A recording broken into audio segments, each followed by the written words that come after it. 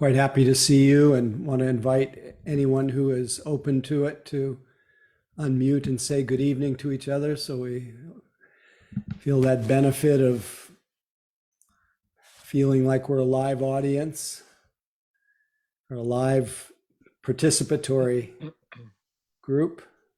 So, Hi, from San Francisco. hey, Stephanie. Hi from Regina. Hey, Jill. Hi from Maryland. Hey, Laura. Hi, this is Mark in San Francisco. Hey, Good Mark. to see you all. Katie in Santa Barbara.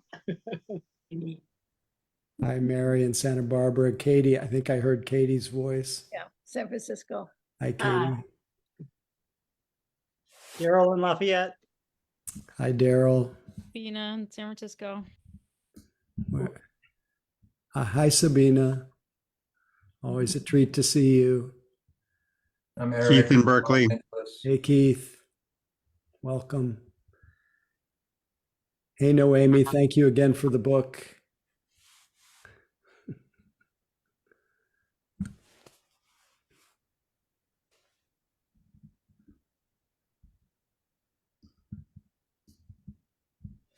Anyway, happy to be with all of you. Hi. You're welcome. Oh, well, there you are, Noemi.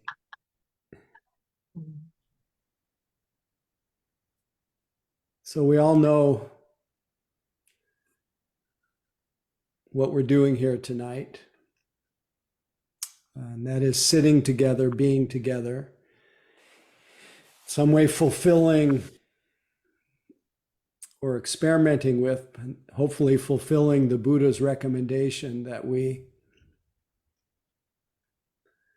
go to the Buddha, that which is awake in us, for refuge. We go to that which is aware and awake.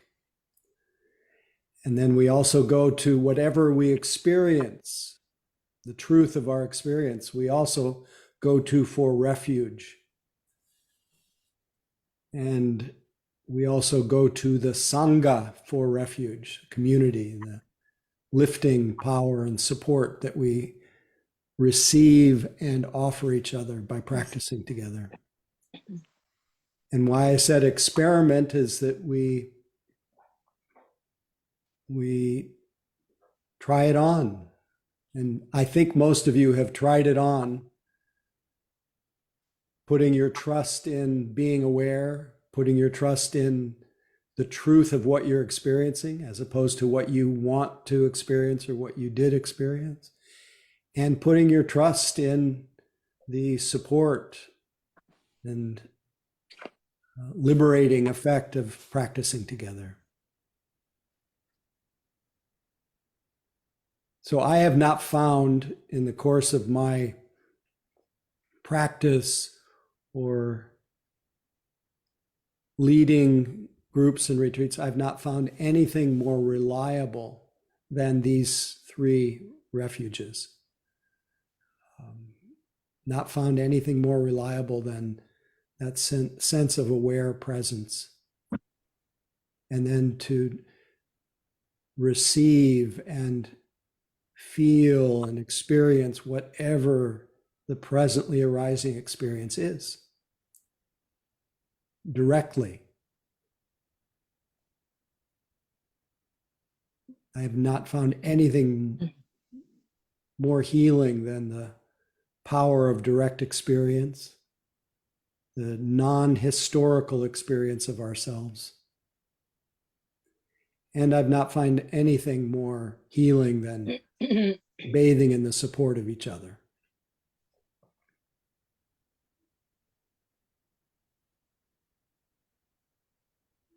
Because there is something that happens when we place our attention here with what's actually happening. And we consciously dedicate our life and our practice to mutual support and to truth and to the Buddha. I don't mean the historical Buddha. That's helpful maybe, but the living Buddha that is you, that in you which is awake and aware. So let's just attune to those three refuges right now. Let your eyes close softly, honoring our longtime Sangha member, Madison, who requested gongs to mark the beginning of the sitting. Off we go.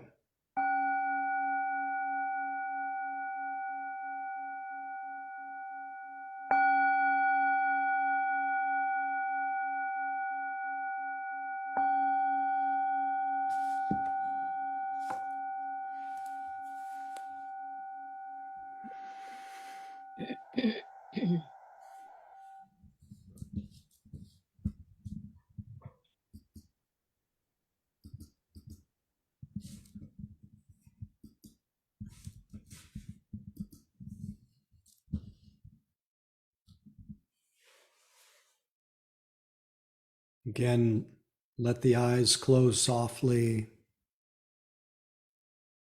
Let your body shift side to side or front to back until you find that point of balance and ease.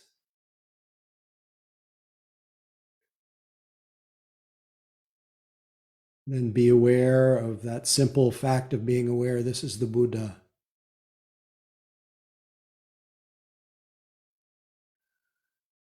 This is the true ground of existence, you could say, that consciousness through which you're perceiving. It's quiet, it's open, it's invisible, yet everything is known so effortlessly. That field of being aware.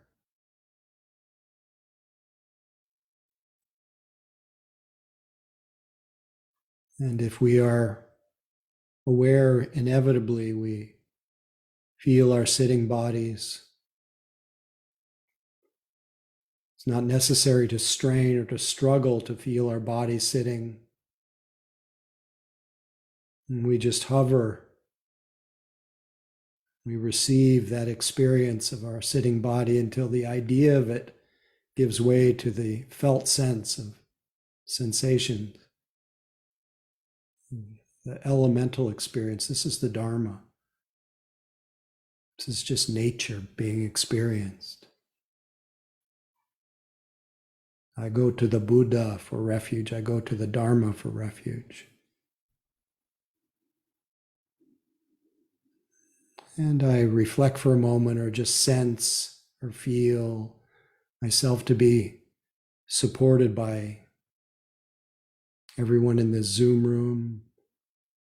And I can feel my own support radiating toward everyone in this gathering. Expanding my circle of affection, field of awareness to include everyone.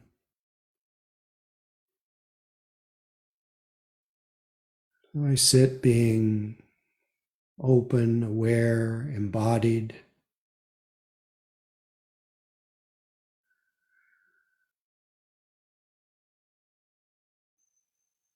Moments at a time, I just come home to this simple fact, this ultimate fact of being aware, knowing what I'm aware of, and being together.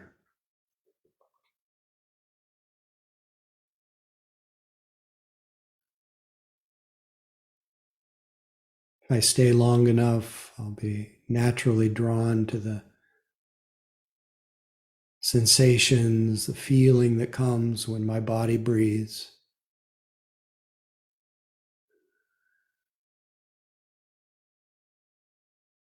I enjoy that simplicity of just breathing, just knowing the breath. Enjoying the way that just feeling the breath is helping me empty my mind of its usual preoccupations, worries, plans. Just experience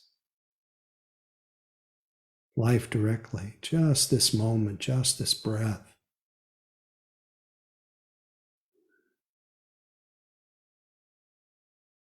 I let the breath be the primary support for this emptying and anchoring in the living present.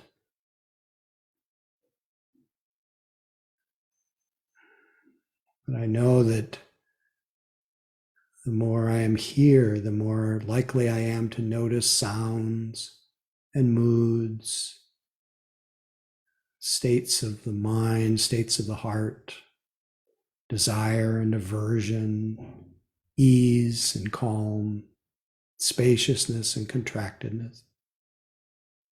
Likely to notice thoughts and images.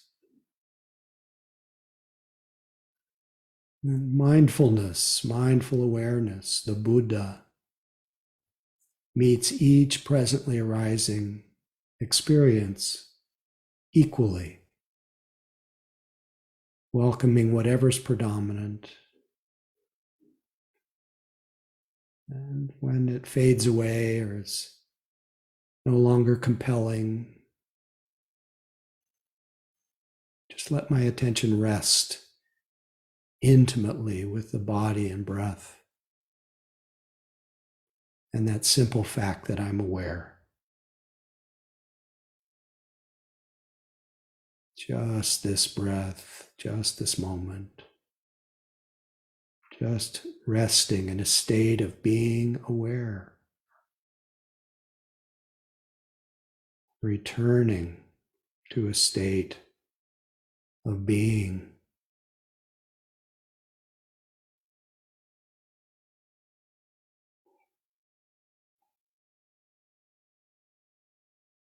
Stepping out of time.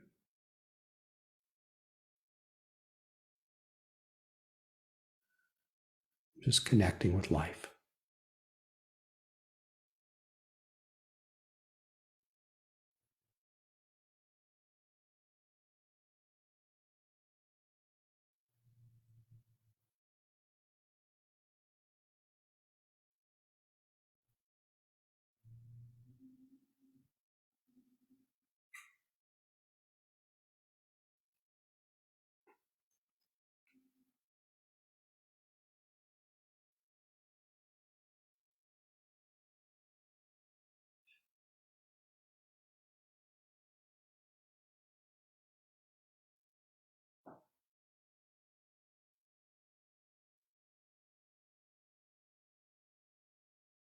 Secluded in the practice.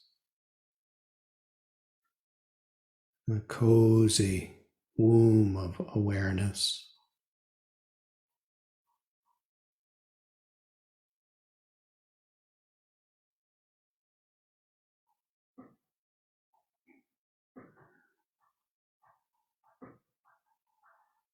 Just this moment.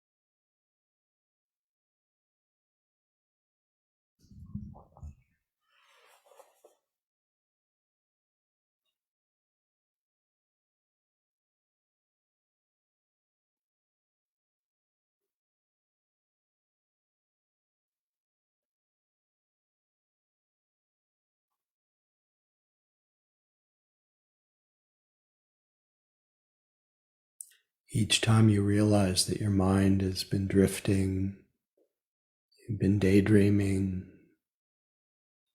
fantasizing, each time you notice that, it's a moment of mindfulness, an opportunity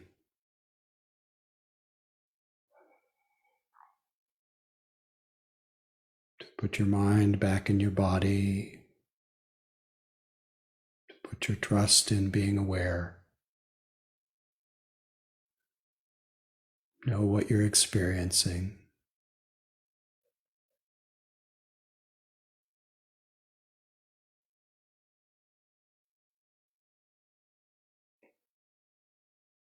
To just be aware. Get used to it. Just this moment. Just this being aware, this body, this breath.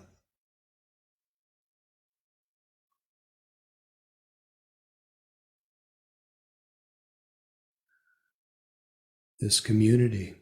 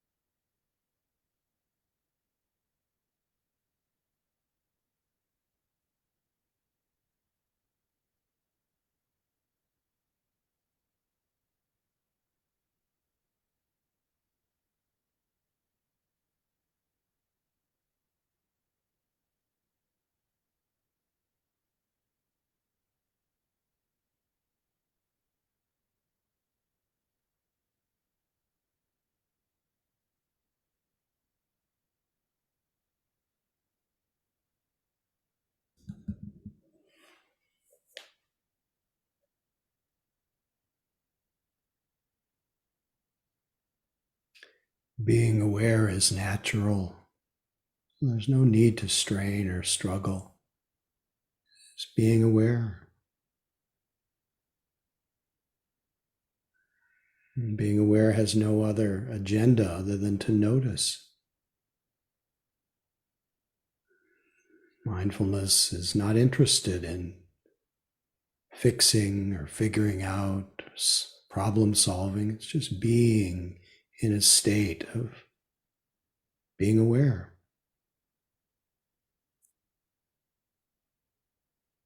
Intimately feeling the body and breath and whatever predominates. Letting every experience be the reminder of our love of being here, of the healing power of being with just this moment, just what is happening. Buddha, Dharma, and Sangha support. That's all. Just this moment.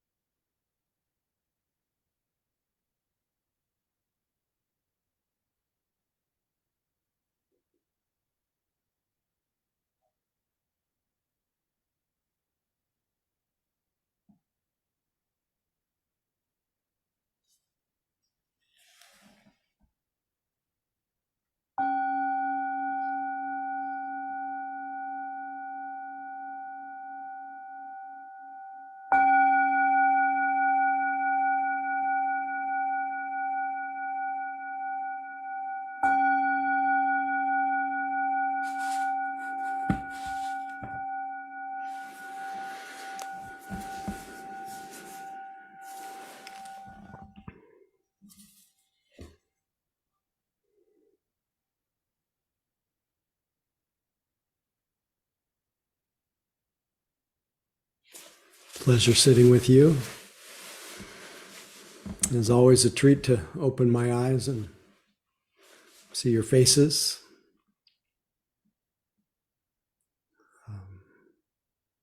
So grateful for stopping.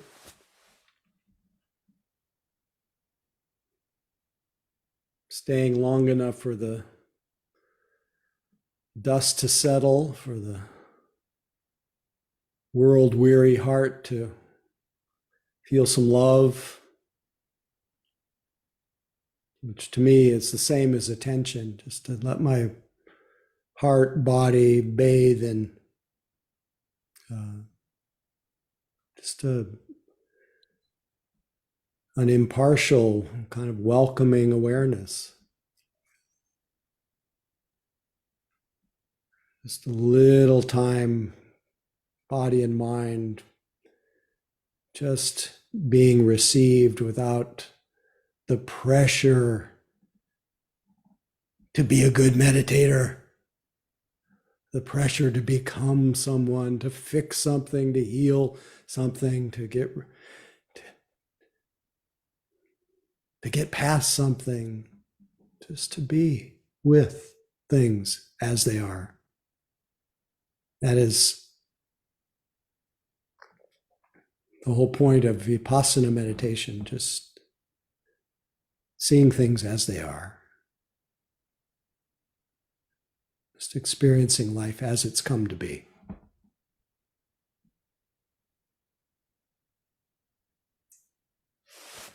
And Mary's chosen poem tonight, or passage, I felt the whole sitting that we were just practicing the antidote for Martin Luther King's comments. We're just practicing what he was preaching. His passage said, returning violence for violence multiplies violence, adding deeper darkness to a night already devoid of stars. Darkness cannot drive out darkness. Only love can do that. Hate cannot drive out hate. Only love can do that. And all of you probably know from the Buddha's teaching from the Dhammapada, the compilation of the Buddha's utterances, where he said hatred never ceases by hatred, only by love is hatred, and this is the eternal law. So to me, as I often say, this is radical social action to practice love, to practice non-contentious awareness, to practice being with life the way it is, creating the kind of internal stability that comes from being aware, because there's nothing more stable than that fundamental, that primordial awareness that lives in us as us. There's nothing more grounding or stable. If we would only put our faith in it, we would only get used to it, stabilize it. But there's it's the opposite of war. So I'm very grateful for being able to be reminded tonight, sitting with you. And thanks, Mary, for putting up that passage from Reverend King.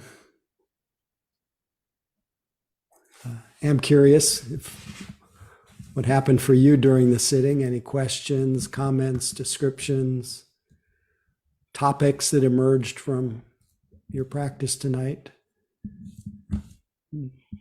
Just remember that your comment, question, topic may be of some use to someone else, so have at it.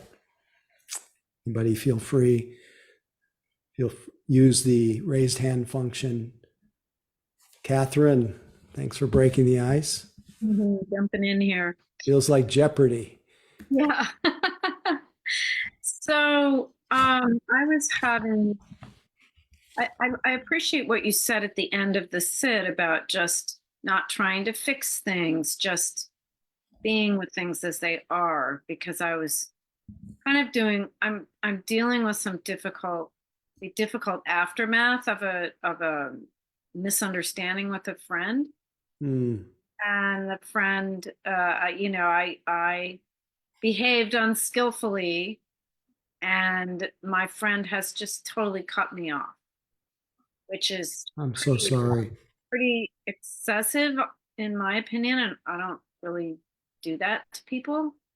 But I'm just, I'm trying to respect her space, but I'm also feeling like strangled because I don't feel like I should violate her request for space by, I mean, I did apologize, but by, stating my case. And so I think she wants me to suffer, and I'm definitely suffering, and I'm trying not to suffer. Mm. So sorry. Those situations are excruciating sometimes. And I think that all that we can offer ourselves in this context, and just ideally anytime you can remember, is just to take your attention off of the object of your upset enough to feel and just navigate in a gradual way, metabolize in a gradual way the feelings that are emerging. Because the mind will immediately jump out. It's like the frog that jumps off the plate, immediately jump out of your own body, and immediately it opens up a hole in you that says, I need you, my friend, to fill my hole back up. And what's really needed to fill that space is the feeling of love, is that feeling of loving attention. And it doesn't even have to be schmaltzy. It's just saying, this really hurts. And let me just feel what this is like. Where do I feel it? How do I feel it? What happens to it when I really allow it to be there just the way it is?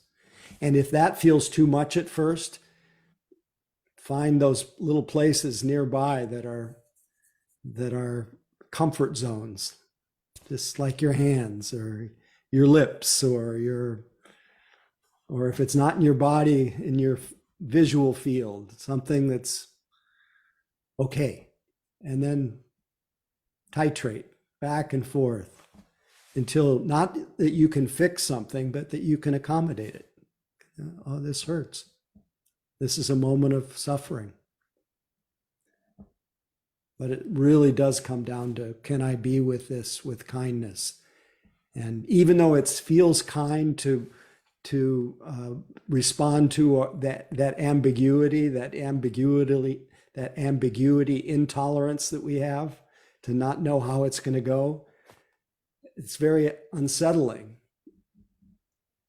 It seems loving that we would want to immediately fix it with someone.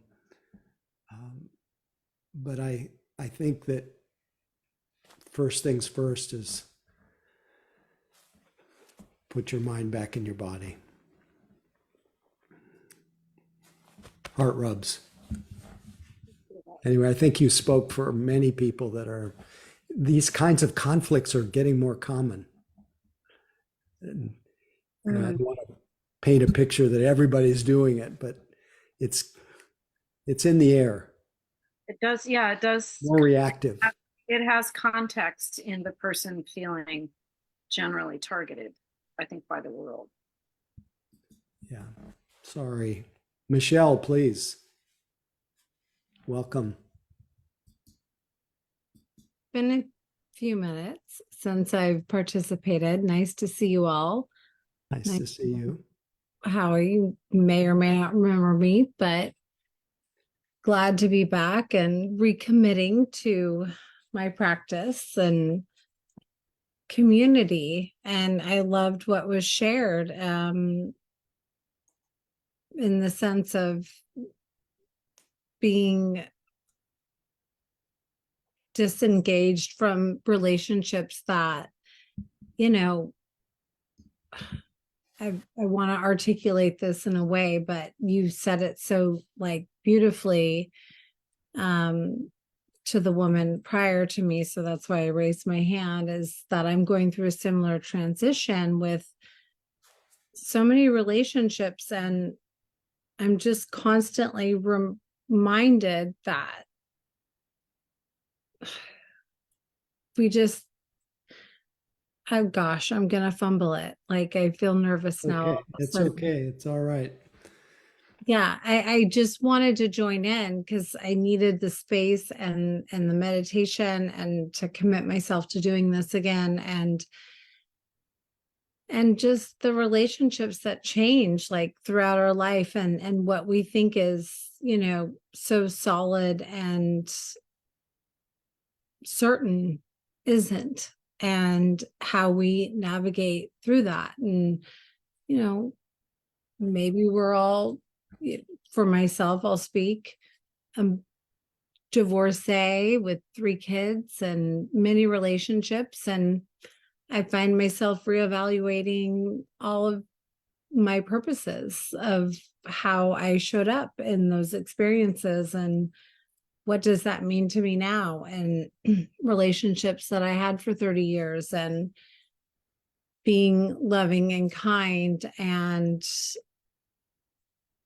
did I attach myself too much to those identities, and learning to recreate a new experience, an individual experience, and it's lonely or painful. I think of the Buddha, and I've gone on silent retreats, and I've had these, you know, just different exchanges. And so I'm being very speaking like in fragments because I haven't been on the group for a while, but a friend of mine introduced me to you guys, and happy to be back. And hopefully you'll oblige my fragment conversation of thought. No, I appreciate you're here, and I appreciate you speaking to the fluidity of that. We certainly don't like the fluidity of relationships and change, but it is one of the daily reflections is that things change. I mean, that was the Buddha's guru. Yeah. And so I'd it's ask just you, I mean, my question would be how to continue on in that, like, it's easy for me to be kind. It's difficult for me not to be taken advantage of.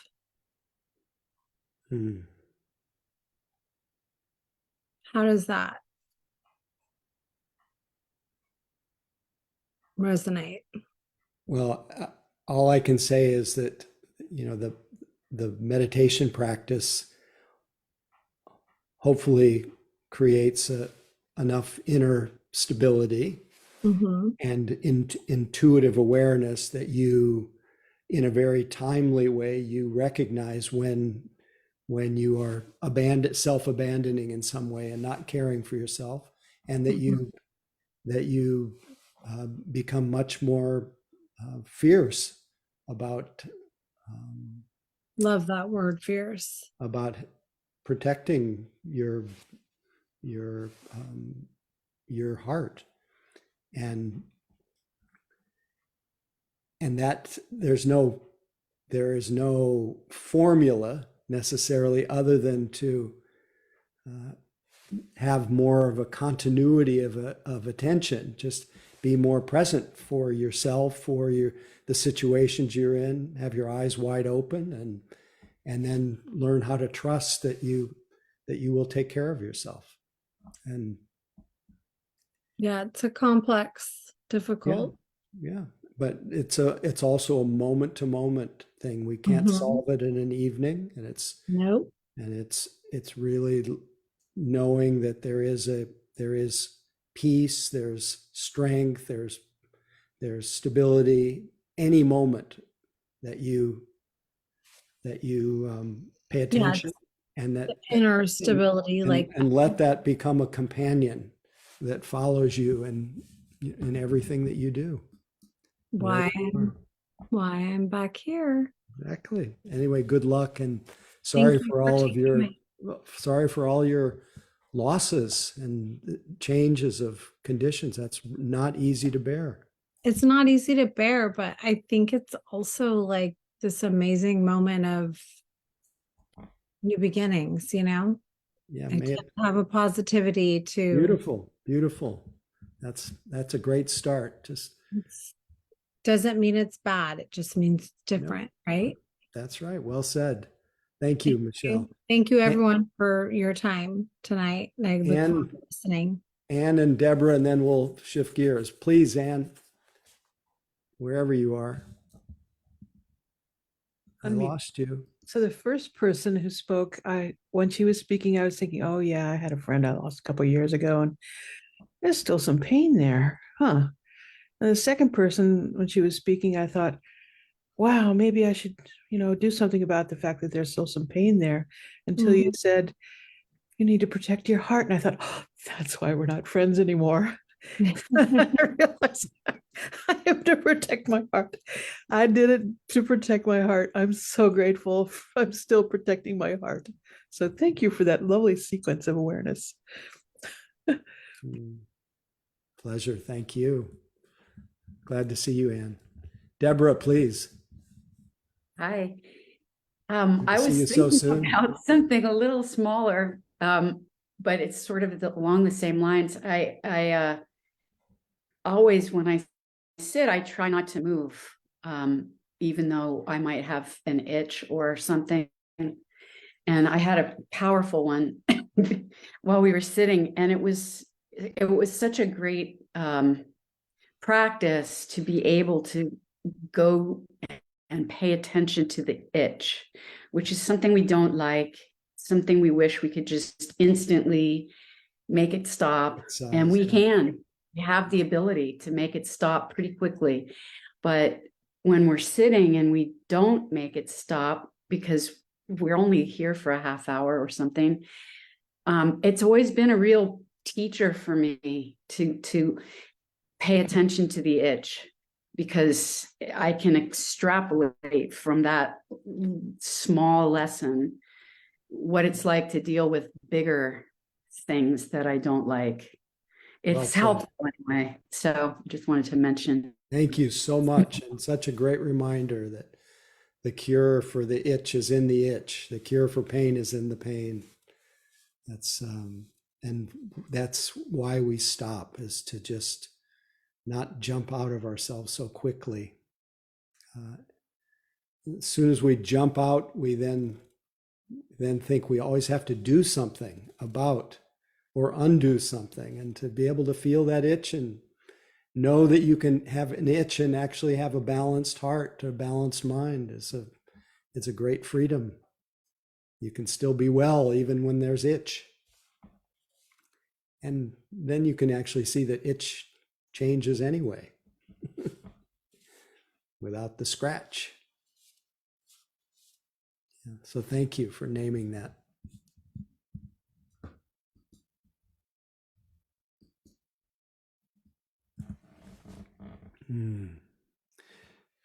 So I wanted to make a couple of announcements because they tend to get lost. We tend to zoom into the end of the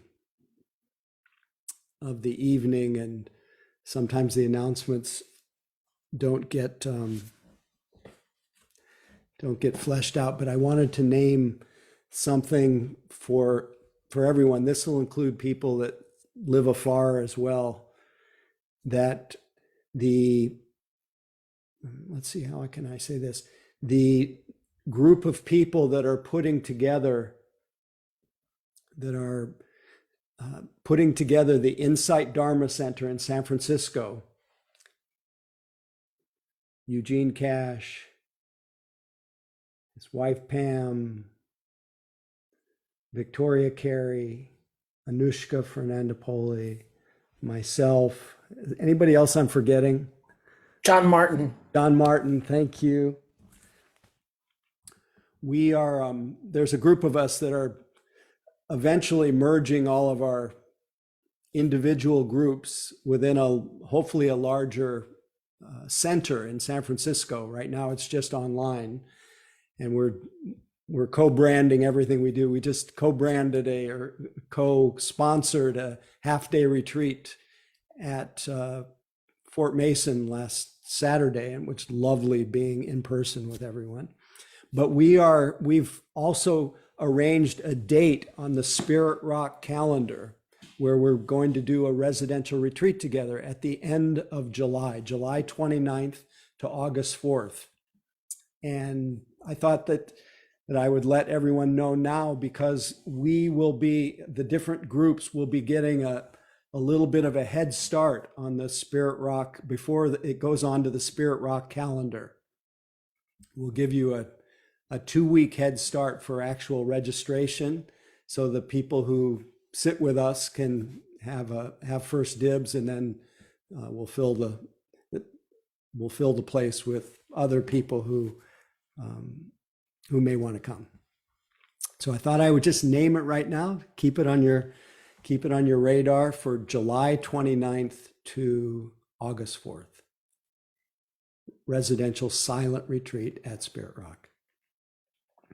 And then we've been enjoying so much the in-person half-day retreats that we are going to expand for the locals.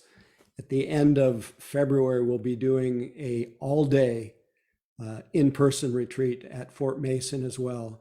And during the month of January, we'll be doing an online half-day retreat for people everywhere, local and afar. So that sometime Catherine, do you have the January date? I don't. It's You don't. not in the newsletter, but Mary might have it. Do you have it, Mary? It's January 13th. This is Stephanie. Oh, Stephanie, thank you. I lost sight of your face here, so I'm glad you're here. So January 13th, a half-day retreat at Spirit Rock.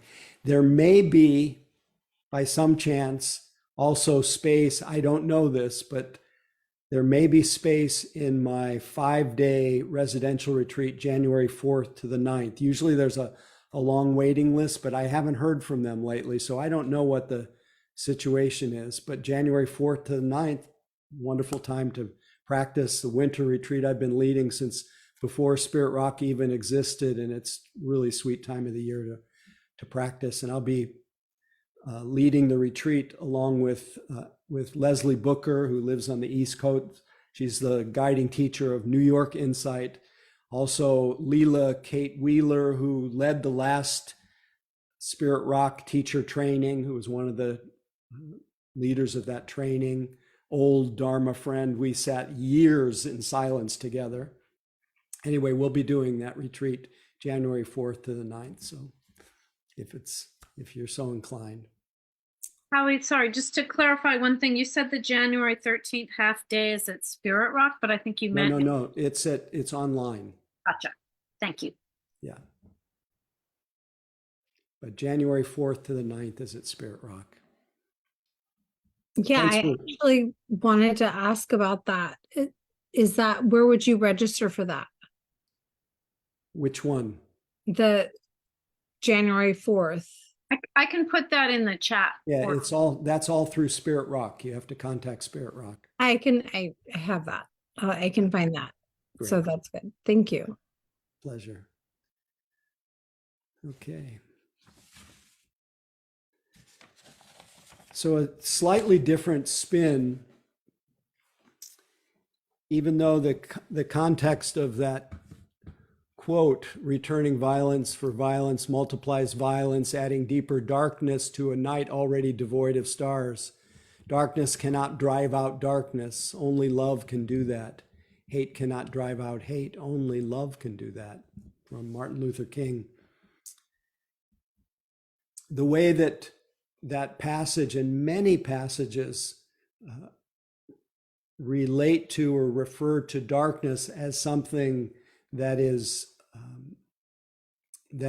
obscuring, that is a cause for confusion or ill will or terrible things to happen. We often refer to the darkness.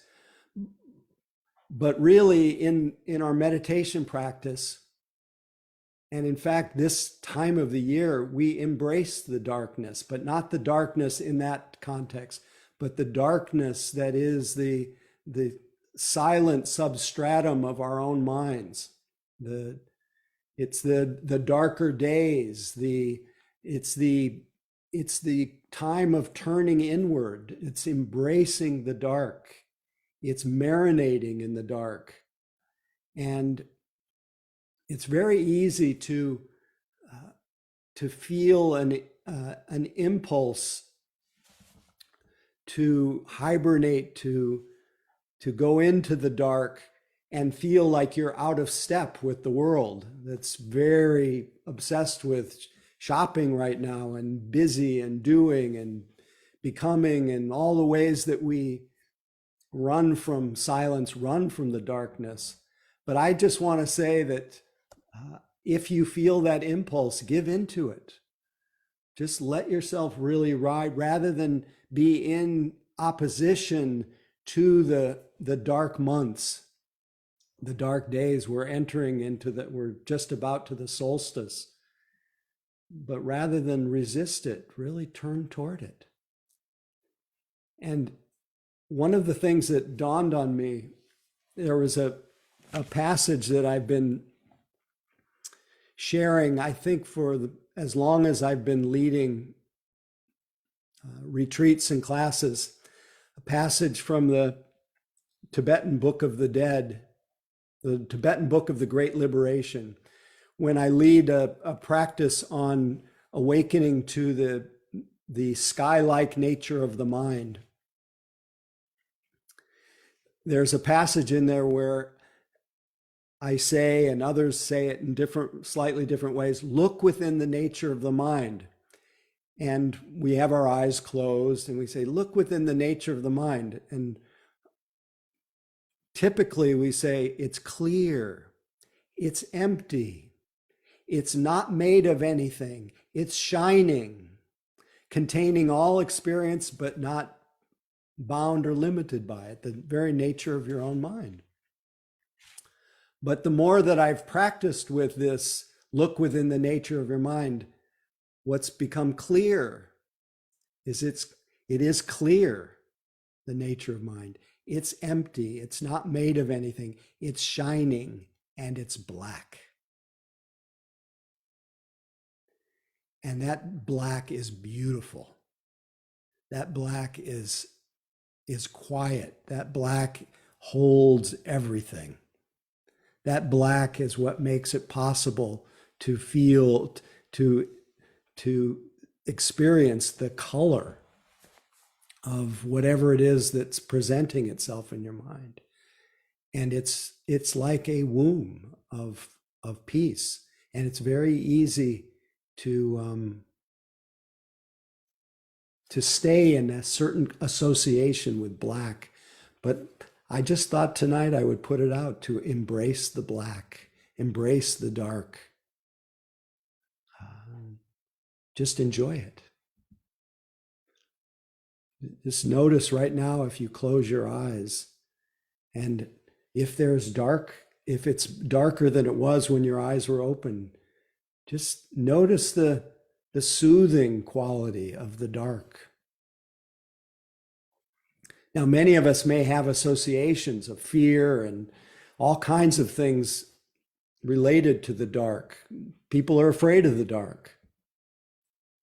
But just like anything we are afraid of, anything that is uncomfortable, if we, in a very gradual way, in a measured way, turn toward it, turn toward that heartbreak that you're feeling, turn toward that anxiety, turn toward that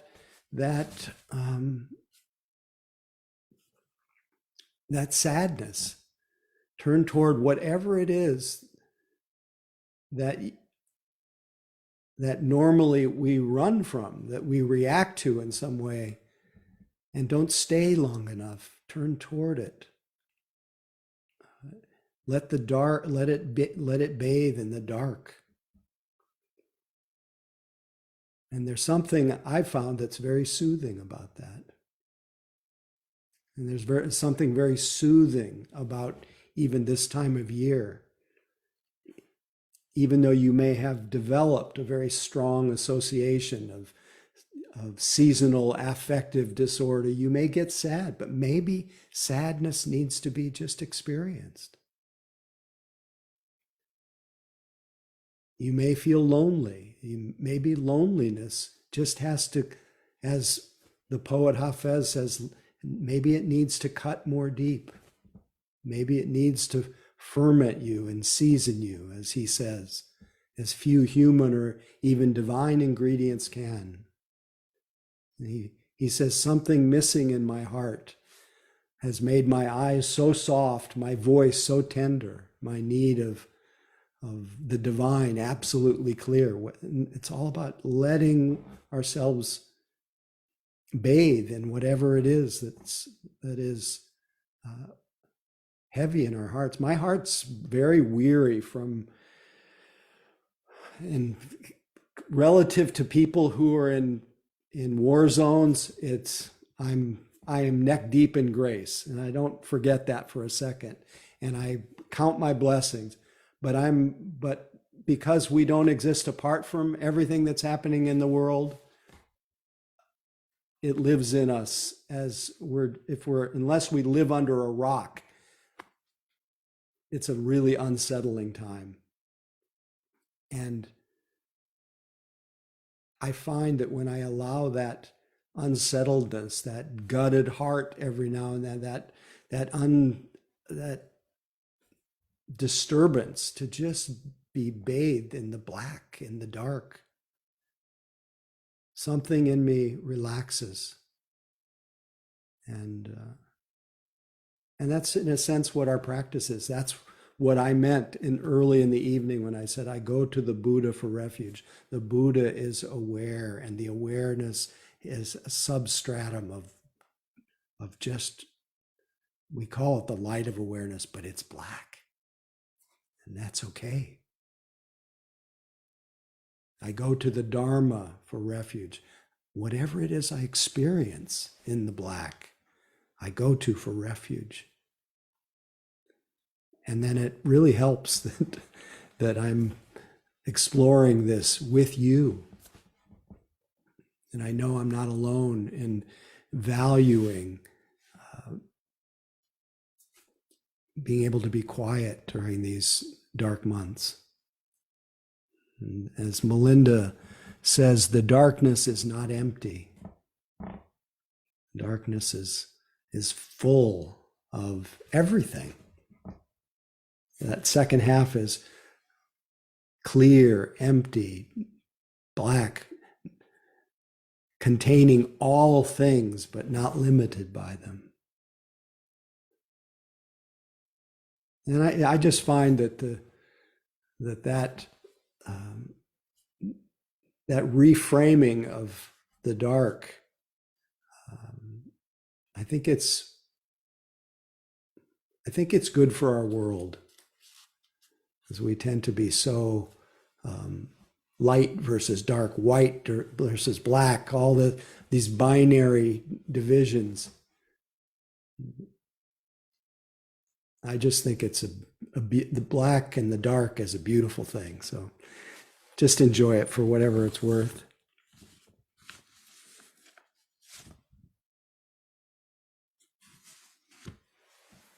And I just wanted to reiterate when I was thinking tonight, when I offered at the beginning of the evening the refuges, the experiment of going to the Buddha, which is going to that which is awake in us, going to the Dharma. I go to the Buddha, I go to the Dharma, the way things are, whatever I'm experiencing. As I was pointing to the non-historical direct experience of myself. When I go to the Sangha, when I actually go to the Sangha for refuge, I really let myself benefit by being together with you, and I offer myself as a support to you. And each of us can do that in our own way. This is an act of intention. It's saying that whatever, and just reiterating a classic line from the Buddha, he says, whatever one frequently dwells upon, thinks about, dwells upon, becomes the inclination of the mind. It reminds us that our stream of consciousness, our experience of ourselves is the result of a creative possibility of being either awake, inclusive, non-contentious, non-reaction, or asleep, reactive, lost, scattered, distracted.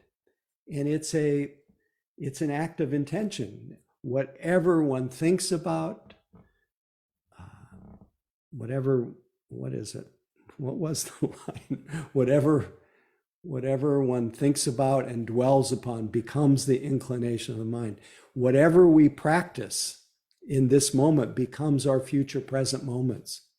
And if you see that your mind is scattered, if you see that you're easily distracted, if you see that you run from silence, this is the result of what you've practiced. It's not, and I don't say that to blame, but it's the result of conditioning. We are simply just, our minds and our mind streams are just the effect of our conditioning. That great line from Padmasambhava, if you want to understand your past, look at your present experience. But if you want to understand your future, look at your present actions. And so there is an incredible opportunity to plant the seed, your action, your present action, to plant a seed of liberation. The seed of liberation is, I go to the Buddha for refuge. I don't mean the historical Buddha. I mean, I go to the deathless, to the unconditioned in me for refuge. That fundamental sense of being aware, the most stable thing in the world that is available to us, whether during our joys and during our sorrows, during our age, during our health, during our illness. The one common element that could be said to be unchanging is the very consciousness through which we're perceiving. Always available and follows you every instant. And this is the realm of being. This is the realm of being present. So when I go to the Buddha for refuge, something in me steadies. I step out of the stream of distress. And then even if there's a stream of distress, I go to the Dharma for refuge. This is what the stream of distress feels like. And if I meet that with the Buddha, if I meet the Dharma with that wakefulness, that stream of distress, if I stay here long enough, if I hover, whatever I'm experiencing right now that's stressful, it quiets, it calms.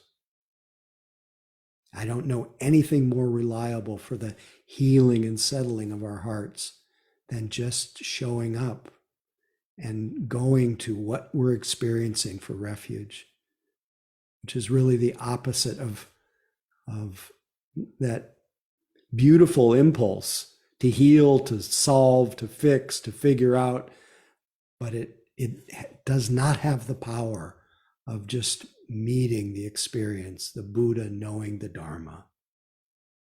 The Dharma meaning truth or nature as it's expressing itself.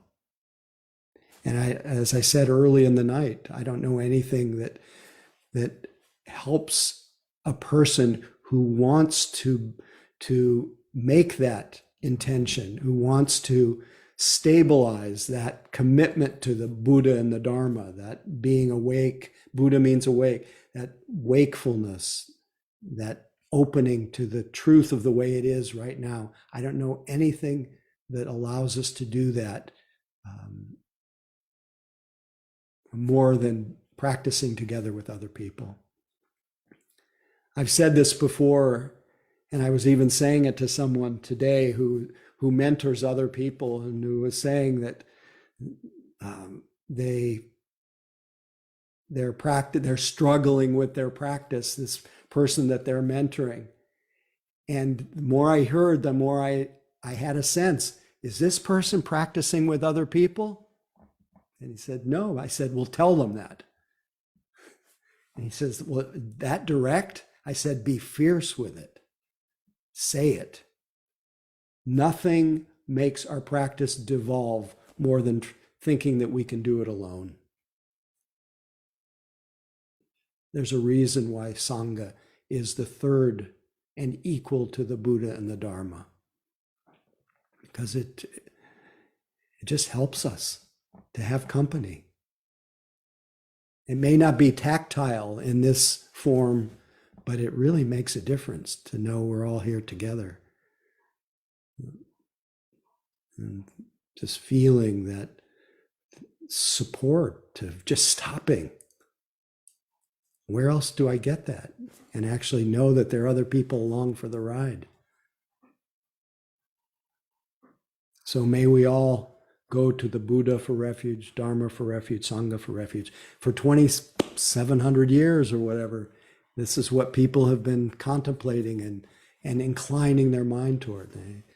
Every day in monasteries, they're saying, Buddhang saranang gacchami, Dhammang saranang gacchami, Sangham saranang gacchami, Dutiyampi, that's for the second time.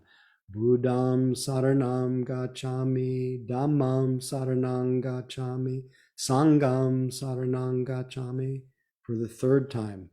Tatiyampi Buddham saranang gacchami, Dhammam saranang gacchami, Sangham saranang gacchami.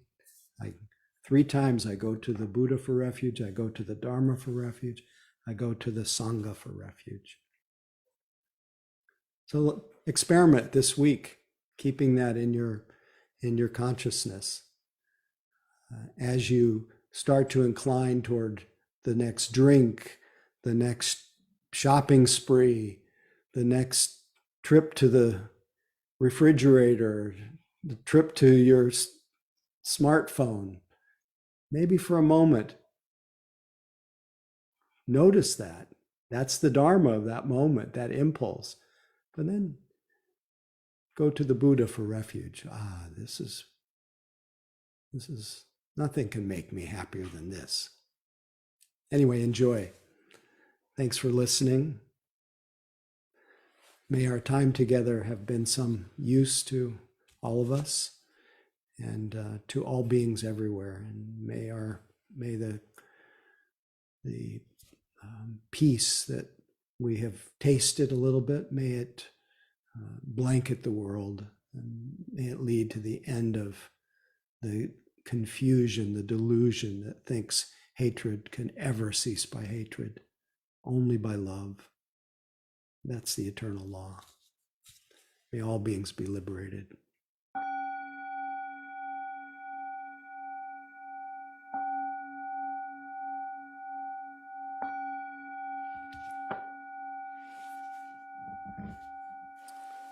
Thanks for your attention.